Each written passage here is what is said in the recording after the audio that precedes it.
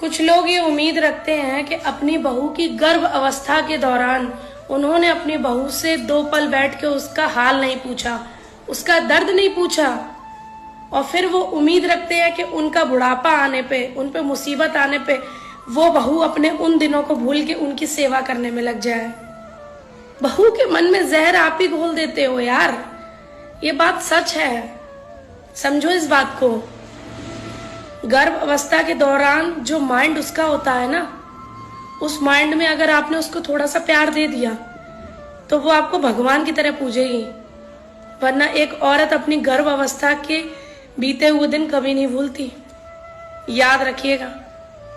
कुछ लोग ये उम्मीद रखते हैं कि अपनी बहू की गर्भ अवस्था के दौरान उन्होंने अपनी बहू से 2 पल बैठ के उसका हाल नहीं पूछा, उसका दर्द नहीं पूछा,